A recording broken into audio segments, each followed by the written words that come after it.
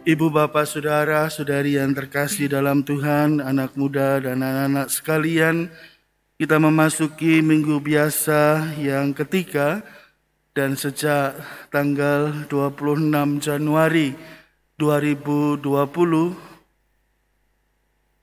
minggu biasa ketiga oleh Paus Fransiskus dicanangkan sebagai Minggu Sabda Allah. Mari kita merenungkan bersama dengan bacaan Injil dan juga bacaan pertama yang juga dalam ibadah, dalam mendengarkan sabda.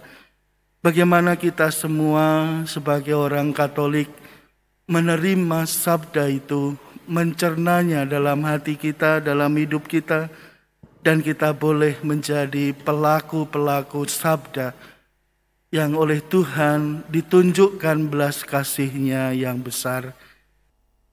Ibu, bapak, saudara, saudari yang terkasih dalam Tuhan, mari kita coba membayangkan saja. Kalau seandainya di dalam gereja ini, semua yang ada di sini adalah pastor saja. Altare kate diatur ya apa? Mosok kabeh tumpuk blek ning kene ya toh, semua masak di sini ya toh.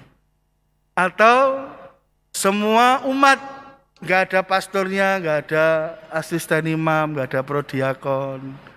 Lah sing mimpin sopo? Ya kan? Atau dalam bidang bakat atau minat atau talenta. Kalau semua orang itu pandaiannya cuma melukis saja.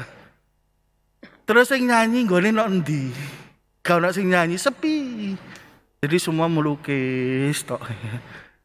Atau yang biasa masak, semua nggak ada, yang semua kerjanya cuma kerja trading gitu ya. Nggak ada yang masak, nggak ada yang restoran, nggak ada toko. Rasanya ya apa? Sepi dan membosankan. Betul tidak? Ya Pak ya. Puji Tuhan. Buanter sopo imang.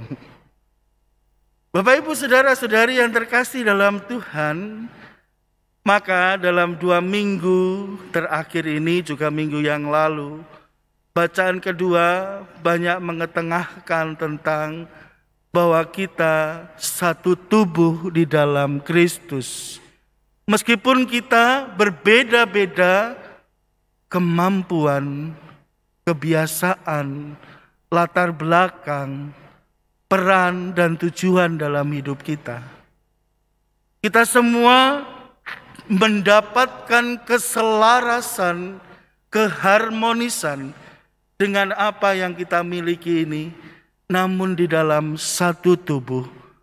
Karunia-karunia yang kita miliki banyak, satu dengan yang lain bisa saling melengkapi, saling memberi, saling menerima, sehingga menjadi tidak membosankan. Itulah indahnya perbedaan, indahnya keberagaman, indahnya bahwa kita bisa berarti bagi yang lain.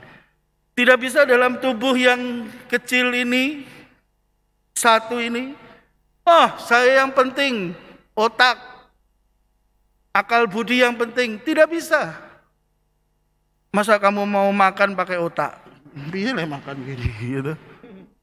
Mata saya ini yang paling penting sing nane gak apa-apa nih gitu toh. Coba mata, umpamanya mau cuci tangan, cuci mata gitu ya. Enggak mungkin. Maka setiap anggota badan ini semuanya penting dan ada hubungan masing-masing. Coba kita renungkan. Kalau Bapak Ibu sakit gigi, semua badan ini rasanya loro kabeh, betul enggak? Kalau Bapak Ibu jatuh luka, semua badan juga rasanya kayak remek gitu ya. Kalau seandainya kita semua juga mengalami hal yang lain, semua terhubung dari ujung rambut sampai ujung kaki ini. Maka kita boleh diingatkan di dalam keluarga, di dalam komunitas, di dalam lingkungan, wilayah, RT, RW, dan paroki ini, bahwa kita semua adalah orang-orang yang sudah mendapat bagian masing-masing. Dan satu sama yang lain adalah penting dan berharga. Penting dan berharga di mata Tuhan. Penting dan berharga dengan segala yang dimiliki masing-masing. Dan inilah indahnya hidup berparoki di Vincentius Apaulo yang kita cintai ini. Saudara-saudariku, kalau kita bisa menghayati bagaimana kita menjadi satu tubuh dalam Kristus, salah satu jalan adalah dengan tinggal di dalam Kristus sendiri. Dan Kristus tinggal di dalam diri Bapak Ibu, saudara-saudari, anak muda, anak-anak, dan saya sendiri. Bagaimana tinggal di dalam Kristus dalam misteri hari Minggu ini? Hari Minggu Sabda Allah. Kita boleh merenungkan, sudah sekian lama kita mendengar sabda Tuhan. Apakah sabda Tuhan sudah menumbuhkan saya? Apakah sabda Tuhan sudah mendewasakan iman saya? Apakah sabda Tuhan sudah menegur saya? Apakah sabda Tuhan sudah meruncingkan kasih yang saya miliki? Kalau kita mau merenungkan sabda Tuhan dari perjanjian lama sampai sekarang adalah wujud kasih Allah kepada kita manusia. Kalau kita setiap hari Minggu sampai dengan 3 tahun, itu kita sudah membaca dari semua Injil. Injil Lukas, Injil Matius, Markus, Lukas, dan juga bacaan-bacaan sudah diatur sedemikian rupa dalam liturgi, agar semua bacaan dalam kitab suci boleh kita dengarkan. Kita sudah hidup berapa tahun? Sudah berkali-kali kita mendengar Allah adalah kasih, kasih itu sabar, kasih itu murah hati. Kok ya cek ono sing darah tinggi gitu.